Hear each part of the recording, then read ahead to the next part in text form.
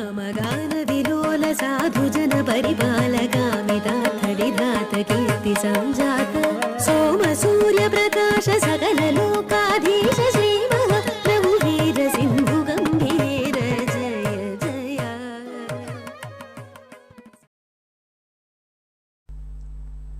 अंजनानंदनं वीरं जानकी शोकनाशनं कपीशम् अक्षहन्तारं वन्दे लंका भयंकरं मनोजवं मारुततुल्यवेगं जितेन्द्रियं बुद्धिमतां वरिष्ठं वातात्मजं वानरयूतमुख्यं श्रीरामदूतं शिरसा Namami.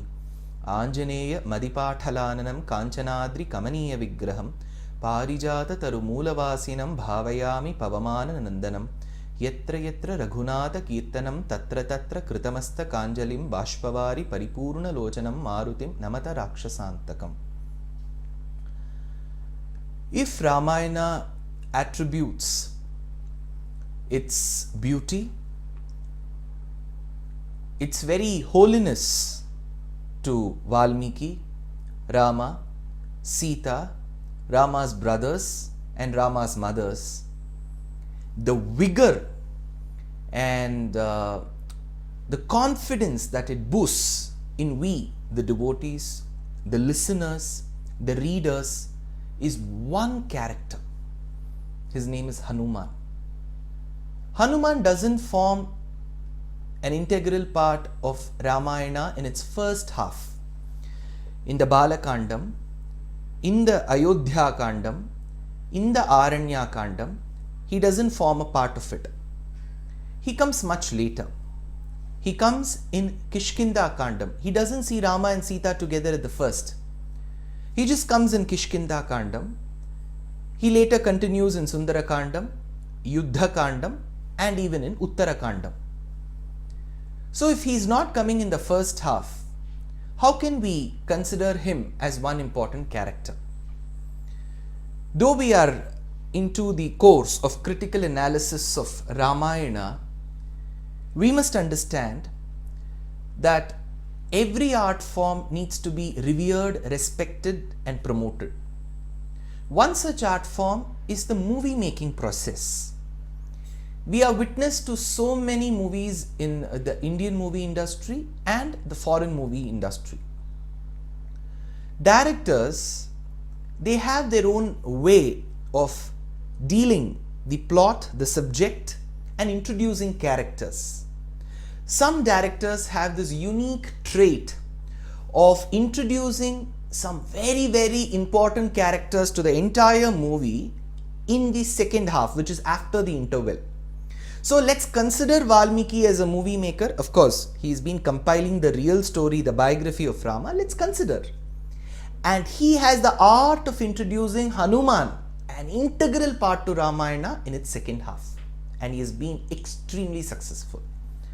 So Rama and Lakshmana, while they were in the forests of Dandakaranya and then later in Panchavati along with Sita, it is at that point in time that Maricha, who came in the form of the gem-studded golden deer, tries to lure Sita. Sita wants a deer. Rama runs behind the deer. He kills the deer. Sita is perplexed. She sends Lakshmana. Ravana comes as a sannyasi and he abducts Sita. This is where the sojourn of Rama and Lakshmana in search of Sita comes further south. As they travel today, the current state, the Indian state of Maharashtra, as they travel Maharashtra, they enter the southern state of Karnataka. There is a district called Bellari today, which is often referred to as the Kishkinda Rajya, where Vali and Sugriva lived. So as they enter, these two well-built men, Sugriva is a bit doubtful. He thinks that these two men have been dispatched by his very own brother Vali to kill him. So he has got a very good advisor, a valorous person called Hanuman with him. So he says, Hanuman, you go and check up who these two men are. If at all you get an idea that these two men have been sent to me by Vali, let me know that very instant. I will run away. So Hanuman is a bit skeptical. He finds that he is a monkey after all. Of course, an educated one. Imagine a monkey speaking in flawless Sanskrit. So he comes in the disguise of a human being, a Vedic scholar. And as he approaches Rama and Lakshmana, he feels a certain emotion that he has never ever felt in his life before. That emotion was inexplicable. He couldn't express what emotion he was feeling, he was going through. And as he reached the place where Rama and Lakshmana were, he just spoke 2-3 lines. Ayatascha suvrittascha bahavaha parigopamaha sarvabhushana bhusharhaha kimartham na vibhushitaha. He said, I see 2 great men in front of me. Here is the man. Ayatascha suvrittascha bahavaha. So while he looks at Rama and addresses him, he says bahavaha. This word was enough for Rama to decipher that the person who was speaking all of this was an absolute grammarian and a great scholar. What's so special about bahavaha? Because in Sanskrit as a language, when you deal with numbers, you say 1, 2, more than 2. See, in most languages, we say 1 book, and more than 1 book, it's books. Pen, pens. Man, men. Tree, trees. Whereas in Sanskrit, it is 1 Ram, 2 Rams, and more than 2 Rams. So it is Ramaha, Ramau, Ramaha. So you've got this declension that way.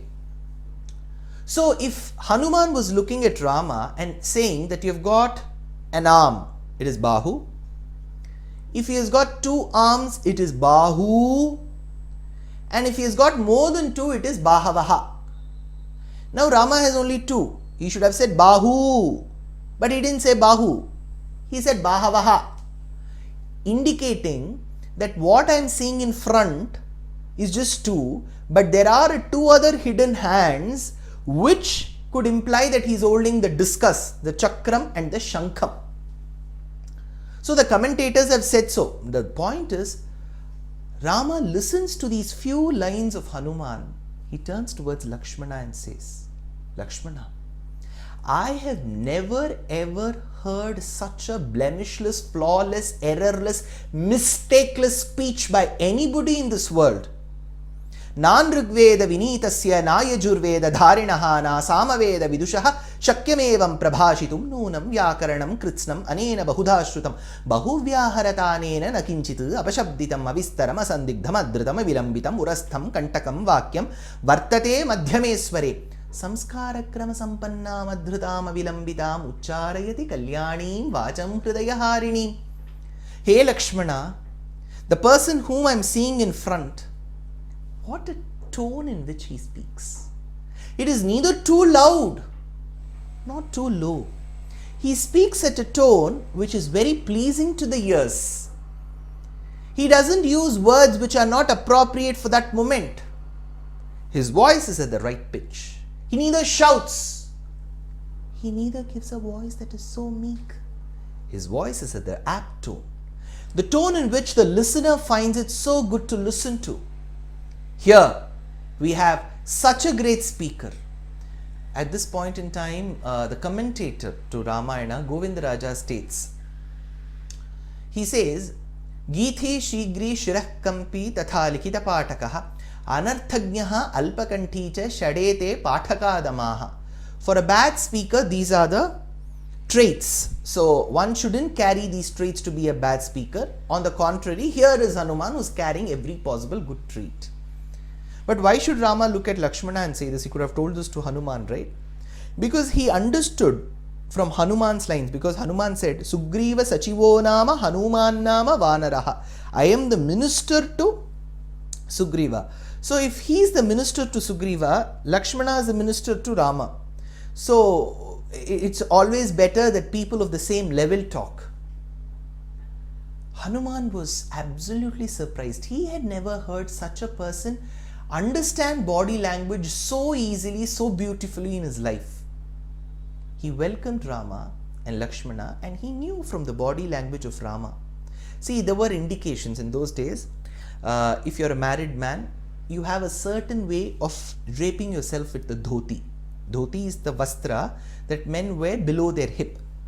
So the dhoti has a certain style.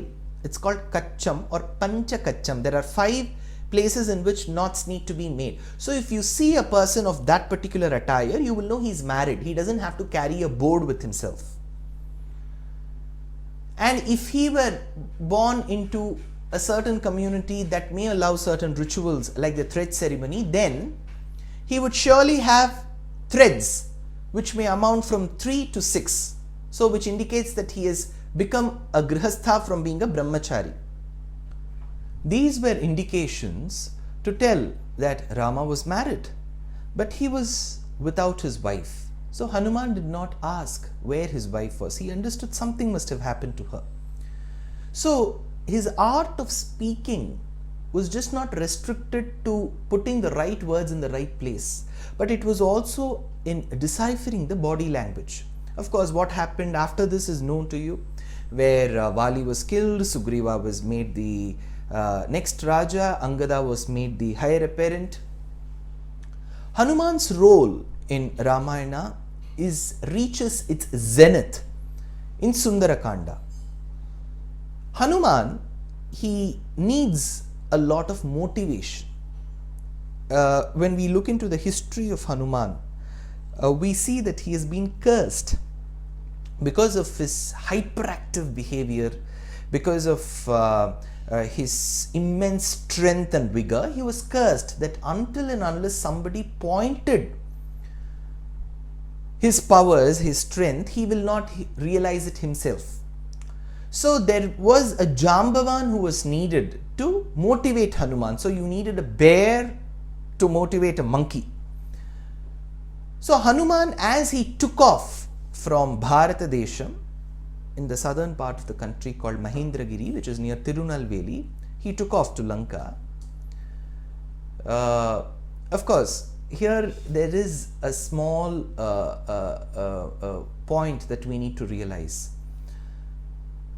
Did Hanuman fly? Because he's a monkey. How can monkeys fly? Monkeys can at the most jump. They can leap. How can he fly? Yes, probably some scholars opine that there were some species of monkeys which could fly. Probably, yes. Or, since it's given as a poem to us, the entire Ramayana is given as a poem to us, probably his giant leaps, his fast leaps, his huge leaps were construed as flying by Valmiki. So in poetry you always describe more, you exaggerate, you give a hyperbole. Or the third, some people opine that he had the ability to practice Ashtama Siddhi. So he levitated, like how birds levitate, he also levitated. So he made himself light so that he could be blown in the air. And after all, Vayu has a lot of connection with Hanuman. So he's Maruti, right? In whichever case he started flying, he came across 3 obstacles before reaching Lanka. The first was believed to be a mountain in the oceanic waters, which kind of communicated, without speaking, it communicated, come and rest in me. Second was an obstacle who was a Nagamata called Surasa. Third was an obstacle which was a real demoness called Simhika.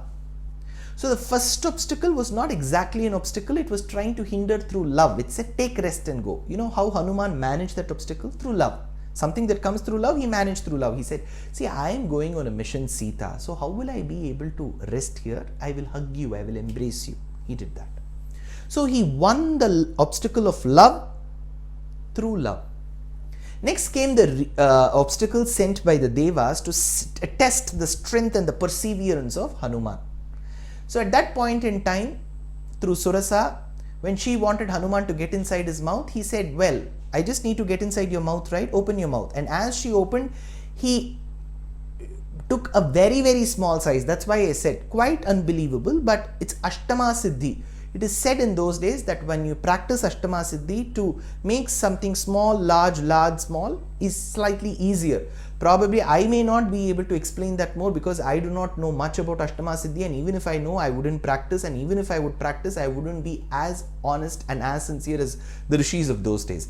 But if we go by what Valmiki says, he took a small size, went into her mouth and came. She was surprised. How did you get in and how did you get out? Why did you get out? And Hanuman said, see, you just made a condition that I have to get inside your mouth. You never said I should not come out of your mouth. So he won over his intellect. Vayuputraha sa buddhiman. Third was a real obstacle called Simhika. And to this Simhika, he thought the only way was to give her a shot because she was hitting him. And he hit her back by taking the name of the Lord. So the real obstacle was one with the belief that he had in Rama. As he entered Lanka, it was very easy for Hanuman to say that I cannot find Sita, I am not able to find her. But he kept trying and trying and trying. At one point in time, he even concluded that the wife of Ravana, whose Mandodari must be Sita. But then he realizes, see, I am unmarried. So I am not able to realize the importance of a wife. Maybe here there is Sita, who is still thinking of Rama elsewhere. This should not be Sita. Then he himself concludes. So he makes a mistake. He makes it a point to correct his mistakes. See, Hanuman is one character who has got a lot of lessons for us. Other characters we can appreciate, we can worship. But he becomes a very, very applicable character. Then as we continue, Hanuman went place after place. Then he thought the best way is to surrender to Sita. So this shows his humility. He never said, I'll still continue. He said, yes, I have committed a mistake by not offering my obeisances to Sita, whom I'm searching. As he said, he saw Ashokavana in front of him. And he jumped tree after tree, and as he sat atop the tree of Simshupa, right under its shade was Sita. And with all the difficulties that he has undergone in flying from Bharata Desham to Lanka, you know what Sita's position there was? She was about to commit suicide. So he was surprised. How is he going to stop? If he says, Mata, please stop, in Sanskritam, she will die of an attack because a monkey is speaking in Sanskrit. So the only way for him to stop the process was to take the name of Rama. And he started narrating Ramayana so beautifully, and she heard it completely. And then she thought, I should look up. She saw Hanuman, and Hanuman and Sita spoke. While he addressed Sita, he could have told various things because Sita had a lot of questions. She was very, very careful. She wanted to test if this is really a monkey, a messenger of Rama, or it is Ravana in the disguise of a monkey. So she asked many questions, and every question was answered so beautifully by Hanuman. But there is a point. When she asks, give me an evidence that you have come from Rama, he has to give the ring. And this ring was given by Sita's father Janaka during the marriage to Rama. So as the ring was given, Hanuman could have actually given it this way, wherein he holds it and Sita accepts it. But here, on the other hand, Hanuman is holding the ring on his palm and asking Sita to lift, because in the Indian civilization, it is believed that a son or a daughter shouldn't make his or her mother seek alms at their house doorstep. A mother or a father should never come to our doorstep and say, please give me something. It should rather be we serving them. So if he were to give like this and she were to accept like this, this is a bhiksha mudra, the posture for accepting bhiksha, alms. So he never wanted Mother Sita to do that. And at one point in time, Hanuman said, Mata, you have to give me something. I have to prove this to Rama. Then she gives the chudamani, the gem-studded hair clip. That is when Sita says, see, all this while, Hanuman, I was thinking that there's nobody here to protect me. There's no message from Rama's side. Here you come like a son. Tulasidas puts this in a beautiful verse. Ashtasiddhinava nidhike data asabaradeen janaki mata ram rasayana tumhare pasa sadara ho raghupati ke dasa. Ashtasiddhinava nidhike data asabaradeen janaki mata ram rasayana tumhare pasa sadara ho raghupati ke dasa.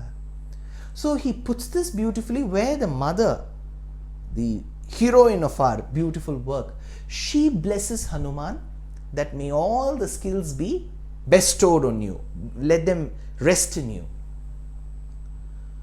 Hanuman, as he continues speaking, he says, Mata, why don't you come sit behind me? I will take you. Sita refuses. Hanuman accepts because Sita's point was, if Hanuman takes her back to India and Ravana brings her to Lanka, what is Rama's role? Is he watching a shuttle match? Seeing Sita go from here till there and there till here. It is Rama's duty to come and protect me. Hanuman understands that. And as we see Hanuman, who flies back, what he does is he's caught by Indrajit, taken to the assembly of Ravana, who wants to kill him, but Vibhishana stands and says it's wrong to kill the diplomat, an envoy of another country. So probably at the most you can insult him. So they wanted to burn his tail. Hanuman started burning the entire city. But even in such a disaster, he managed to spare the pregnant woman, the aged, the handicapped, the children. And as he was flying, he then understood, oh my God, I have burnt the Lanka where my mother Sita is housed. That is when he comes across certain group of people called Charanas who move city after city, who said, oh, what a surprise it is. Hanuman has burnt Lanka, everything in Lanka burns except the Simshupa Vana, the Ashoka Vana, the Simshupa Vriksham where Sita is seated. So he was assured. On the other hand, when the monkeys were perplexed on the Indian side, if Hanuman had actually met up with Sita, they hear a thunderous voice of Hanuman. So Jambavan says, Sita has been seen. And the monkeys were surprised. How do you know Hanuman hasn't come? We are not able to see Hanuman. How did you recognize that? He tells, without a reason, Hanuman wouldn't party. Without a reason, Hanuman wouldn't shout. So this tone and tenor suggests that Hanuman has seen Sita. As Hanuman comes, he doesn't go directly to Rama. He takes all these monkeys to a vineyard, gives them a lot of wine and liquor, gets them tired and then goes to Kishkinta. Why? Because Hanuman wanted to bring down the excitement levels of these monkeys. Otherwise, these monkeys will throw tantrums. And as he reaches Rama, who's now been very worried if Hanuman has seen Sita, Hanuman doesn't give an account of his entire journey. You know what he says? Drishta Sita, I have seen Sita. So this one word that I have seen Sita, seen, is what he conveys. He's a wonderful speaker. He could have given half an hour speech. I started here at 6:58 p.m. and what all happened after that. No, nothing of that was given. See, Hanuman has a great message for us. Convey what needs to be conveyed. If I see an audience in front of me, convey what that audience requires. So this is a big lesson for us to convey the relevant information. Of course, Hanuman then talks to Rama. They all come to the south of India again to build the bridge. That is when Vibhishana comes. When Vibhishana comes seeking asylum, we need to understand Hanuman's role. Hanuman says, Vibhishana is a good man, nice man, a man of good values. We need to accept him. So he just doesn't stop with conveying information. He also recommends people if he has got the first-hand information. Now, where else do we see Hanuman's role? Hanuman forms an integral part in Yuddha Kandam. When Rama and Lakshmana fight Ravana and his sons, there were Nagastrams that were hurled at them. Nagastram is supposed to be a missile that provokes the snakes living in the grounds to come out. So, some of the snakes could be non-poisonous, some of the snakes could be poisonous. They either kill by biting you, or they kind of constrict your very process of breathing. So there were many snakes that were coiling around the monkeys and they all swooned. So did Lakshmana, so did Rama. That is when once Garuda came to their rescue, but the consecutive times there was no other help.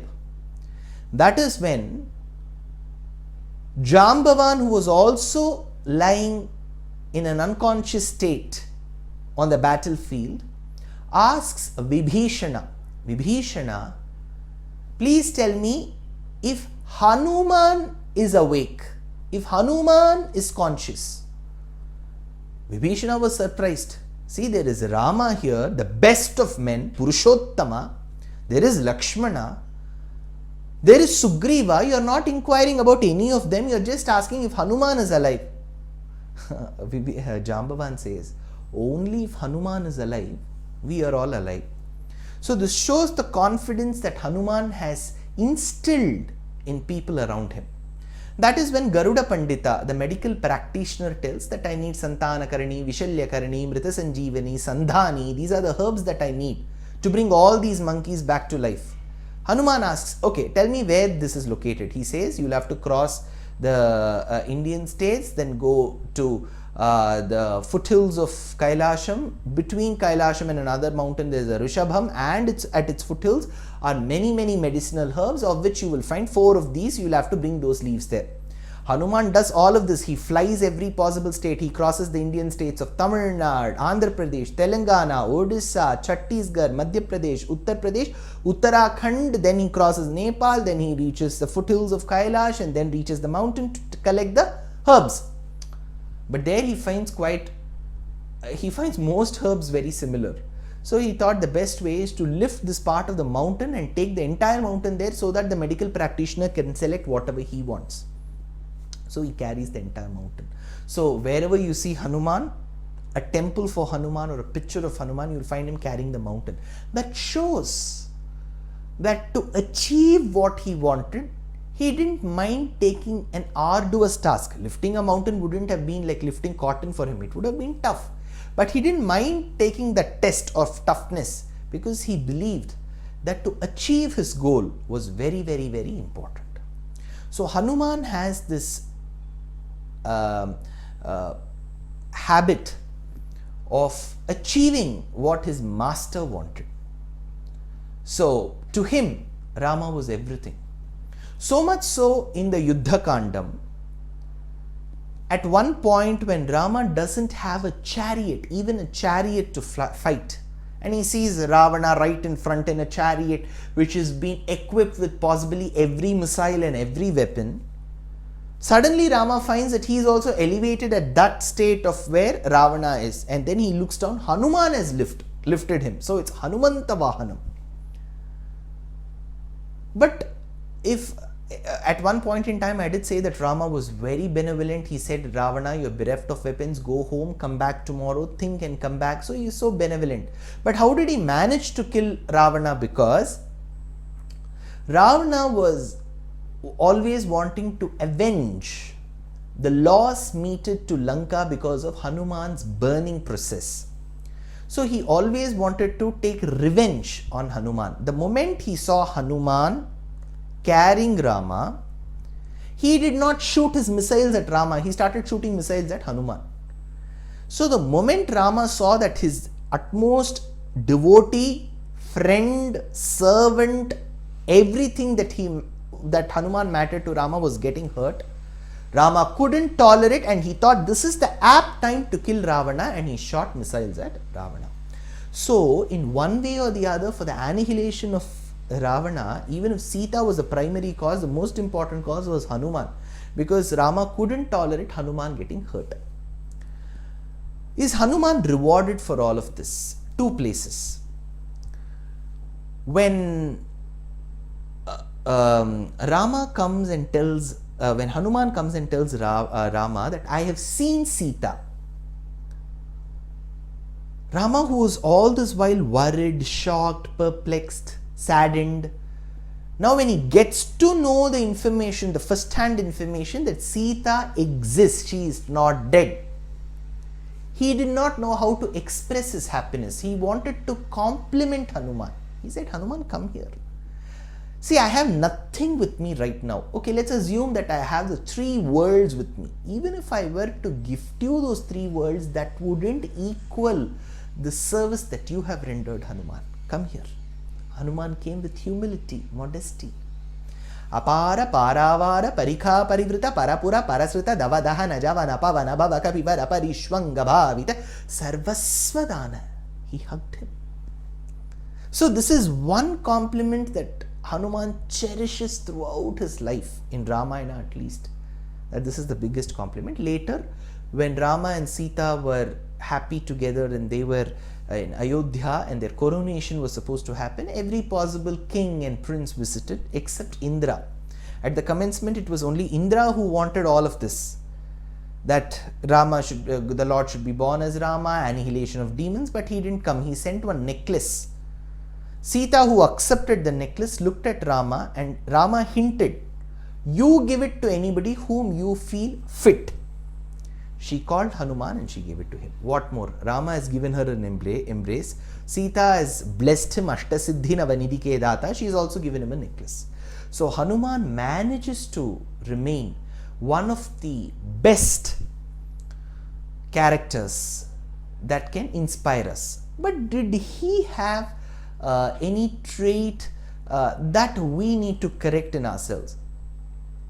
In certain instances, we feel that Hanuman was a bit forgetful. So, 2 instances that I can immediately think of. One, Sugriva, to whom he was a minister, Hanuman was a minister, Sugriva had promised, Rama, you help in rescuing my wife. I shall send my army rescuing your wife. Rama did as promised, but Sugriva did not do it. It was 4 months of monsoon and it got over, no message from Sugriva. Hanuman was in meditation. Only when Lakshmana barged in and said that the door which was opened by my brother Rama for your brother Vali has not been closed, indicating that you will also be dead, Sugriva. Only when he said such lines, Hanuman was reminded. He went and knocked at the door of Sugriva. He said, Sugriva, go and seek forgiveness from Lakshmana. So all this happened probably because Hanuman could have been slightly forgetful. He could have reminded Sugriva much before. Another instance is, of course, the Sanjeevani Parvatam. The Garuda Pandita, the medical practitioner, tells him these are the 4 herbs and gives beautiful characteristics of every plant. But the moment he reaches there, maybe out of anxiety or that hastiness, he would have forgotten, and of course he brought the mountain, nothing lost. But being forgetful is something that we come across in Hanuman in certain instances of Ramayana. See, this is critical analysis.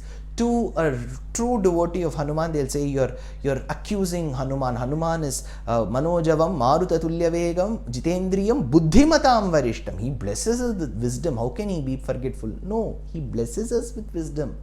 But that doesn't mean he can not be forgetful.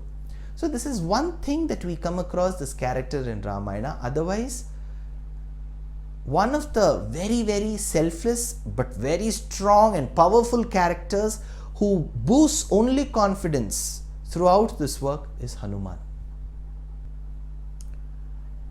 Shri Rama Rama Rameti Rame Rame Manorame Sahasranama Tattulyam Ramanama Varanane. This character that we are going to analyze today, or probably we are going to understand today, is a character without whom Ramayana wouldn't be the same Ramayana that we are reading today. He also occupies a very, very significant position in Ramayana, and his name is Ravana. What we know of Ravana is a percentage, and what we do not know of Ravana is another percentage. Of course, in Ramayana we come across Ravana's history to some extent in Aranyakandam, to a very small extent in Kishkinda and Sundarakandam, to a large extent in Yuddhakandam, and to a very, very large extent in Uttarakandam. There have been some misconceptions with regard to Ravana. Some say that Ravana's daughter was Sita. Some say that Ravana attended the Swayamvara of Sita. All this doesn't find any basis in Valmiki's report of Ramayana. Neither does this feature in the Rama Upakhyana of Vanaparva in Mahābhārata. So, be it Bhagavata Mahapurana or Vishnu Purana, they also don't concur with this thought. Maybe remotely there may be one or two Puranas that talk about it, but all that will not hold water when it doesn't find reference in Itihasa Sreshtham Srimad Ramayanam. So, Ravana attending the Swayamvara of Sita, there is no justification. Ravana being the father to Sita, there is no justification. So, let's keep these misconceptions aside. That's going to pollute our minds. But who is Ravana? Ravana was, of course, a very, very strong person. But was he a Kshatriya? No, he was a Brahmana. So, he came in the Vamsha of Pulastya. And after Pulastya we have Vishravas, and there he came. So he was born of a Brahmana, a Vedic scholar. So if he were to engage in a family profession, that would be only to learn Vedas and teach Vedas.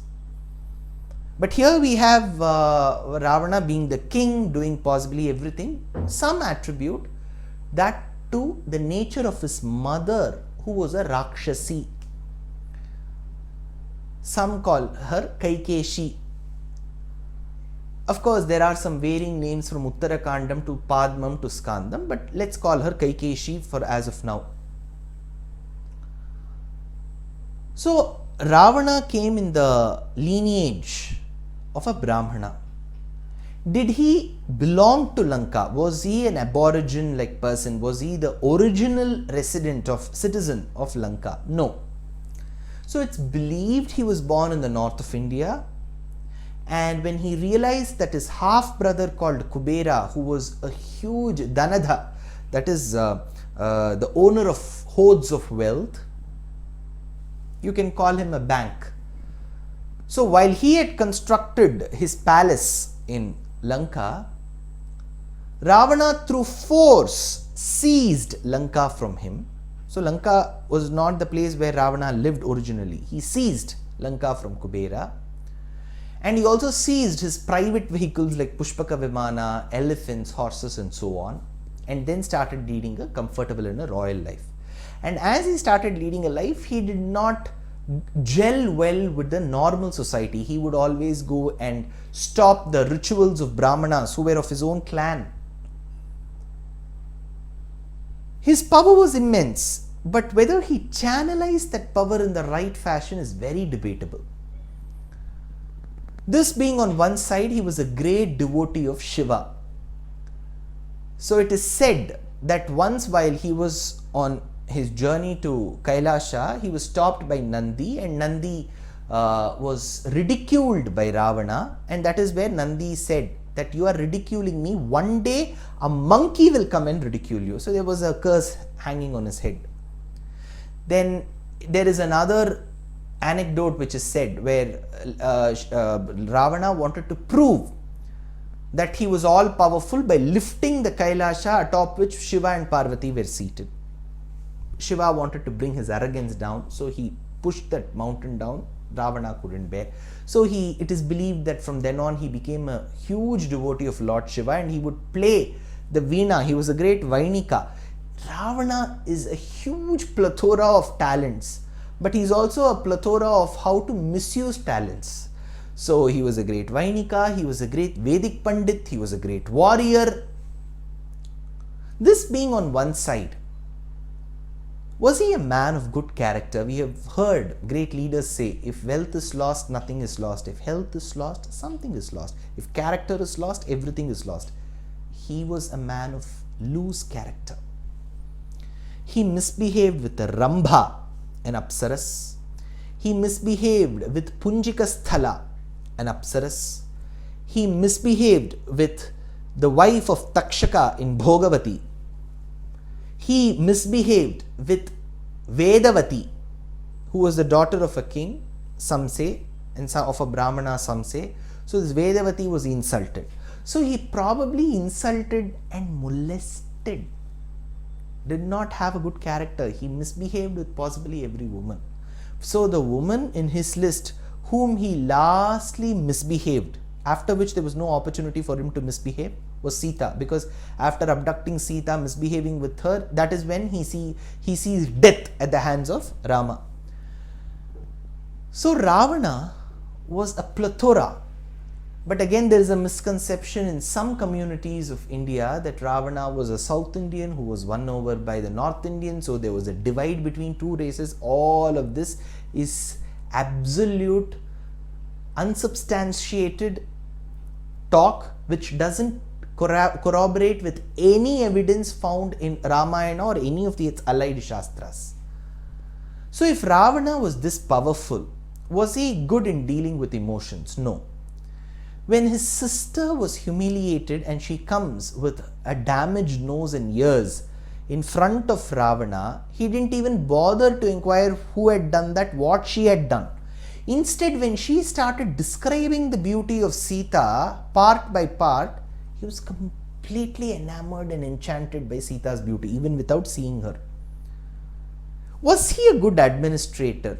Yes, because Hanuman says in Sundarakandam, looking at Lanka, how beautifully the city has been built, how beautifully the city has been administered, which says that yes, Ravana was a very good administrator.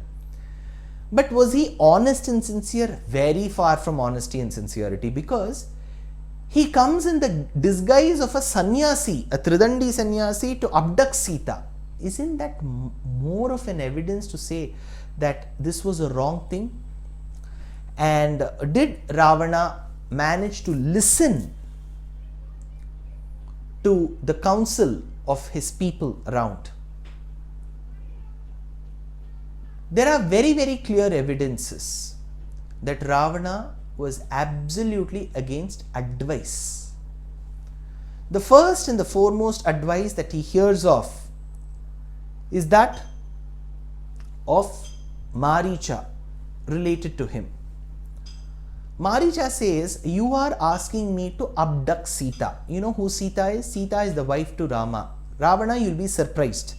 The place where you have come and you're seeing me as a sannyasi, all this detachment from material desires happened to me when I was struck by an astra by Rama while he was at the age of 12. And now you're asking me to go before Rama, who's already married to Sita. Without marriage to Sita itself, he had so much of power. Sita's presence will boost him so much, and you're sending me into the jaws of death.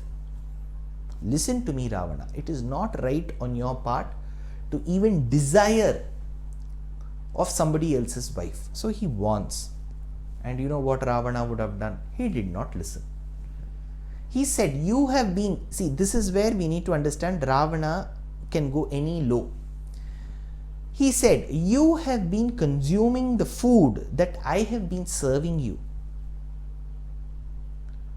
And this is more than enough for you to do what I say. So he started pinpointing. This was hitting below the belt. That is when Maricha said, I will do anything for you, Ravana. You're right. You have been serving me food. But listen to me. One day or the other, I will ensure that I am dead. And tomorrow, or probably next month, whenever you're going to fight with Rama, you will also be dead. So with such a dire warning, Ravana still continued doing things that he wished was right. Then of course comes the advice of Hanuman. Hanuman says, Ravana, the lady whom you have abducted is the wife of another person's wife. Leave her. She is not meant for you. She is the wife of somebody else. Leave her. That is only going to do you good, your kingdom good. Again, he did not listen. In turn, he wanted to kill Hanuman for this advice. Later came Vibhishana, his very own brother, who said, my dear brother, You have been calling all of us and you're asking, what should I do now? What should I do now? The monkey has burnt Lanka. But you should have asked the same questions, what should I do? Should I do it or not? Even before abducting Sita. Did you even consult with us? Now I tell you, my dear brother Ravana, please give her back to her husband. She is not meant to be here. She is somebody else's wife. You give her. You know what Ravana did? He said, Vibhishana, you have to get out of this kingdom. So he thought banishing him to the forest was the only way, the easiest way to get this done. So he did not listen to the advice of Vibhishana as well. Later, during the war, he wanted to wake up his ever sleeping brother called Kumbhakarna, and Kumbhakarna came to the Sabha and he asked, my dear brother Ravana, what should I be doing? He said, you have to go fight Rama. That is when Kumbhakarna tells, is it right on your part to even abduct the wife of somebody else? Does this suit your stature? Don't do it. But again Ravana insisted that Kumbhakarna should go. Again Kumbhakarna left. Then came the advice of Malyavan, who said that Ravana, this is not right on your part to go and kill Sita now, because the moment he lost the war one day at the hands of Rama, he wanted to kill Sita. Malyavan said, why do you want to kill her all these days, all these months? You have been fighting only for her. Either you give her back to Rama or keep quiet or fight. Don't kill her. So every possible advice Ravana has either disrespected, disregarded, or will go absolutely tangential to that advice. So Ravana comes across as a very, very adamant, egoistic, prestige conscious, short-tempered, insincere, dishonest person. At the same time, he was very valorous. He was a great devotee of Shiva. He was a great Vainika. He was a great administrator. So we cannot assign points and say, okay, let me give 1 point to this, 1 point to this. So he's 3-4 or 3-8. No. Because when his character was so loose, it masked every other good quality that he had. If Ravana is this powerful, is this description which is always spoken of him, that he is Dashanana, he had 10 heads. Vimshad Bhujam Dashagrivam. Vimshad Bhujam tells Valmiki, Vimshad Bhujam, he had 20 hands, 10 heads. Is this possible? Because any caricature that you see, any statue that you see, any sculpture that you see of Ravana will have 10 heads. Is that possible? Medical science, I'm not sure whether that will approve of it, even 2 heads approving. But we need to understand that poetry also comes with a lot of values in us. So Ravana's 10 heads could have signified his temptation towards sensual pleasures. So if he wanted to have the best of food, how do we know that? Because Hanuman sees what all meat was cooked. He says, Vanaranam, Mahishanam cha, Mayuranam cha Bhagashaha. Peacocks were cooked, buffaloes were cooked, pigs were cooked. All their meat was cooked in his kitchen. So he had great pleasure for taste, smell, and above all skin, feeling, touching. So all his 10 heads, a lot of acharyas imply, could be the 5 sense organs which go by sense, touch.